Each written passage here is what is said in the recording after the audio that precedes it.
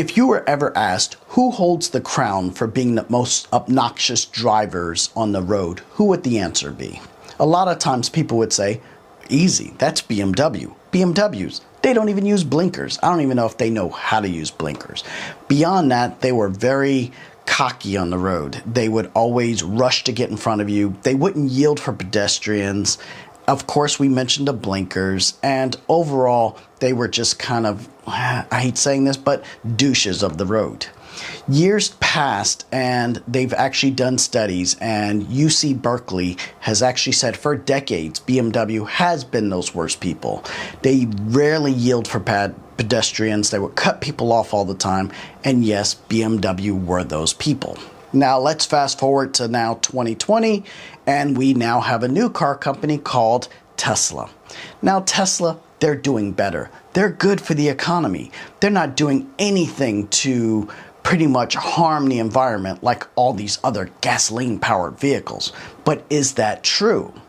Well, here's the thing. We've actually polled over 100 valets, and the answer is notorious that the most obnoxious drivers, or at least that come into parking lots now, are Tesla drivers.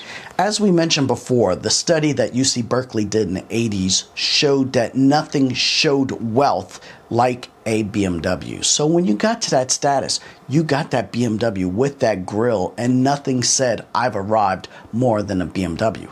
But nowadays, this new has kind of transpired into Tesla. It's the same thing. I'm now conscious of the environment. I'm doing this, I'm doing that. But in actuality, Tesla owners are quite difficult. Ask any valet, and any of the valets that are watching, you're going to agree. A lot of them come in and they want to be parked up front. They feel their car is on the same level as an exotic. In fact, they never pass up a moment to tell you how much faster their car is than a Lamborghini. Now, technically speaking, yes, they do have a very fast 0 to 60 time, and of course that's because of kinetic energy rather than gasoline combustion engines. So yes, they will go fast. But let's be honest, the design of most Teslas are lukewarm at best. If we want to talk about EV cars, and EV is electronic vehicles, I feel personally Fisker Karma is a much better looking car. Mercedes now makes an electric car. There's quite a few electric cars that by far, I'm sorry, how in the world did I forget? Porsche, the Porsche Taycan or Taycan. Much better looking than the Tesla, but yet Tesla owners feel like they control and dominate the road. People might ask, how in the world did Tesla take over BMW? Now here's what the interesting thing is. Most people that buy or would buy the BMW 3 Series have now progressed over to the Tesla. So they have several different models. They have the Model S, which is one of their first ones. Of course, it was the Roadster, but the Model S. Then they have the Model X, which is the SUV. Then they have the Y. And if you don't realize it, all those letters spell out sexy. So Elon Musk thought he was doing something by actually calling his Teslas sexy. They are far from sexy. But yet, are they technologically advanced? Yes, I will 100% give you that. But Tesla is not a true car company. They're more of a technology company. And here's the big kicker. A lot of people feel if they are in a Tesla, they are doing something good for the environment. But let's think about something here. There's something called a carbon footprint. What is a carbon footprint? That's how much footprint's left behind after you've done what you've done with your vehicle. So obviously you look at a gasoline combustion engine, you have certain kind of carbon footprints that are left on the environment, but you feel, hey, I have a Tesla. It's electric. Why in the world would I leave anything? But what does it take to make that electricity? There's tons of oil, there's tons of coal being produced to make that electricity. Then beyond that, don't forget to think about the ramifications for all those batteries that need to go into disposal after 8 years. Now, of course, you can recycle some of the parts, but there is a lot of waste from those batteries that are being done. So are you really altruistic and thinking you're doing the best thing for the economy? Maybe. Maybe it's offset by 30% or something like that, but it's not as true as people truly think it is.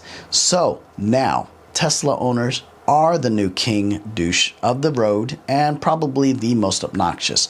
So you're going to see a lot of memes come up of these people that are now driving these vehicles. Okay, you might say, hey Alex, did you really poll 100 people?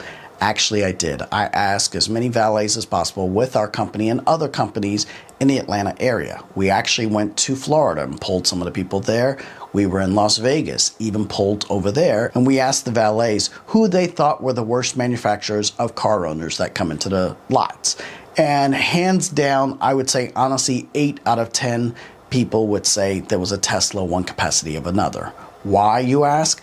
A lot of Tesla owners come in and let's say they're kind of condescending when it comes to, do you know how to drive this vehicle? This is a special vehicle. Let me park myself. I don't know if you know how or if you're capable. Sir, we park 30, 40, 50 Teslas on a given week, probably even more. In fact, we did a private party probably about 3 weeks ago, and I think we parked maybe 100 cars and at least 30 of them were Teslas. And it was actually getting on our nerves a little bit. But that's one thing. Number two, they like to point out that, hey, you didn't lock my car. Tesla's a car, at least the older ones. As soon as you walk away with the key, the handles will kind of go in by themselves and lock itself. But on some of the newer ones, like the Tesla, I think it's the X, you actually have to use that card and lock it on its own. So some of the people actually get upset because we don't lock their car. A lot of people will like to tell us that we're speeding in their car because it lets them know how fast they were going. Also, there are cameras in the car to the right, to the left, I think also inside the car. So they can actually watch you too at the same time while you're driving their vehicle. Now, if you want to have that much control and kind of be the big brother over, then so be it. But whenever I get Tesla owners, I'm not a fan of the cars. Obviously, there's no secret with that from my other videos. But if that's the case, then fine. I'll let one of the other valets take it, and we try to be as careful as possible. We also had a frunk issue, which is the front trunk, where a lot of times if you hit the button, you might actually open a frunk, but I think they've actually corrected that problem. But for me, personally, the Tesla has now taken over the crown of being the biggest and most obnoxious car on the road. Let me know if I'm wrong. Tell me I'm wrong. Give me your examples of what Tesla owners are doing. Now, again, don't get me wrong, the car is extremely fast, but it's not for me. So have a great day. I will talk to you guys later.